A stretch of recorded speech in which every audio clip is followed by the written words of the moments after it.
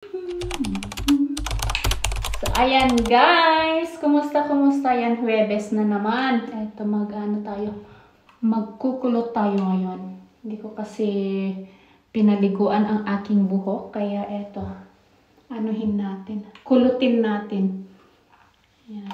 So, katatapos ko lang din palitan ang aking band-aid sa mata. Band-aid talaga. So, ayan. Malamig siya sa labas guys, kaya naka-sweater na naman ako. So, hindi pa naman ako papasok. Mag-aano lang muna ako. May dadaanan ako. May pupuntahan muna ako at isasama ko kayo doon. Before tayo papasok sa trabaho. Window shopping muna tayo. Charis. Window shopping sa... Ano ba ito? Ukay-ukay. Ayan guys.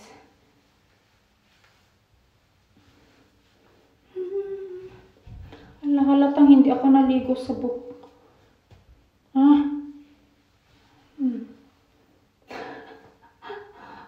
Ayan, ayan, style na lang niya. So, let's go! Parang mas maganda kapag lugay. Ang laki ng problema. Parang mas okay man. Ang kapal-kapal kasi ng buhok ko, guys. Ayan. Parang mas maganda siya ganyan. Bahala na. So, ayan. So, let's go. So, ayan, guys.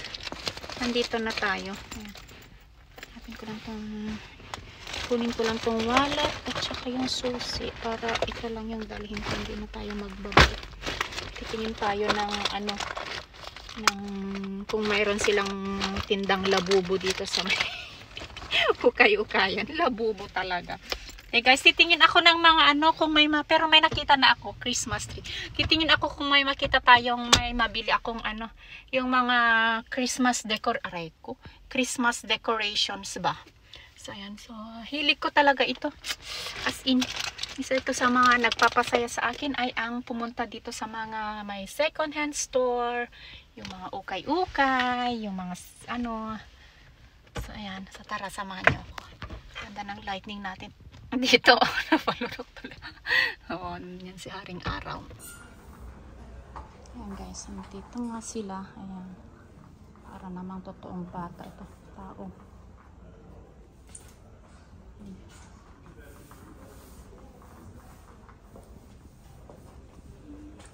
Cute ito.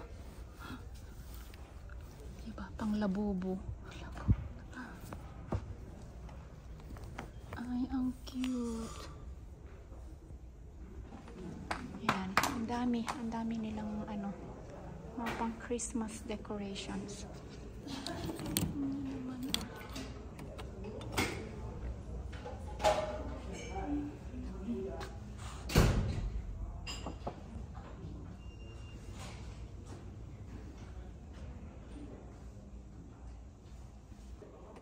Ang ganda nito guys. Oh.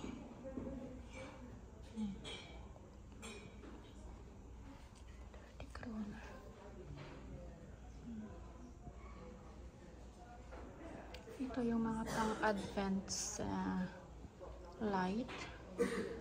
Kano ba ito? 40.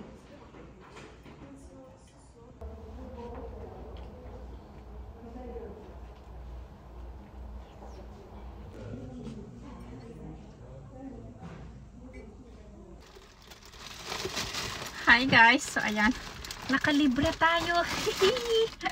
Ayan. Kalibre tayo ng kape at saka dali lang. Uy, wag kang mahulog. Ayan. Meron tayo dito ang libreng waffles. Oh, saan ka pa naka-ukay-ukay na nakalibre pa? Plano ko pa namang dumaan sa may grocery store guys para bumili sana ng lunch ko sa trabaho. Pero nakachamba tayo. May palibreng merienda sila dito. Ang dami. Sorry. Ang daming magaganda. Grabe. Ang tagal ko. Mahigit 1 oras ako dyan.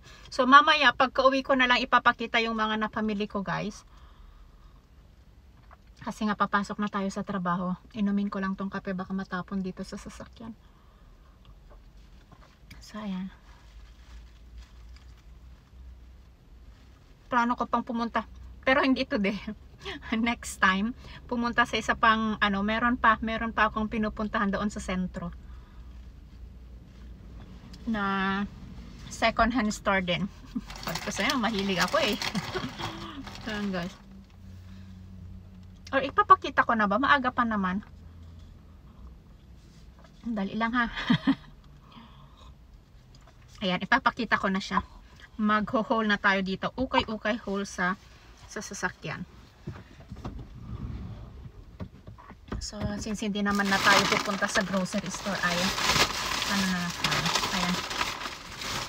Unang-una kong kinuha ay itong, nagandahan ako dito sa mga My Hearts guys. Oh. So, hindi ko pa alam. Plano ko ay sa may hagdan ko siya ilagay. Diba ang gaganda? So, ayan. 30 crown siya. Isa. Tapos, so, ayan. Next is yung ito guys. Ang cute niya as in.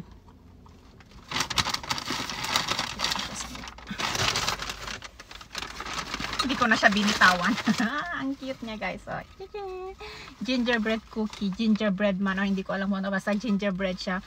Form ng gingerbread. Panlagyan ng mga snacks. Christmas snacks. Kasi nga yung mga napamili ko mga pang Christmas ornaments, Christmas tree ay mga ganito din. Christmas may gingerbreads. Inspired. Ang sarap ng kape nila in fairness. Masarap talaga kapag libre. Next is itong nabili kong tag 20 kroner lang na vase. Red. Panlagyan ko ng poinsettia. Basta yun na yun. Poinsettia. Tapos itong mga, nakukutan ako dito sa mga ganito. Yung mga maliliit na, yung mga angels. Mahilig ako sa mga ganito guys. Ayan. Diba ang cute. Ang dami pa pero syempre tipid muna. Na baka may makita pa tayo sa next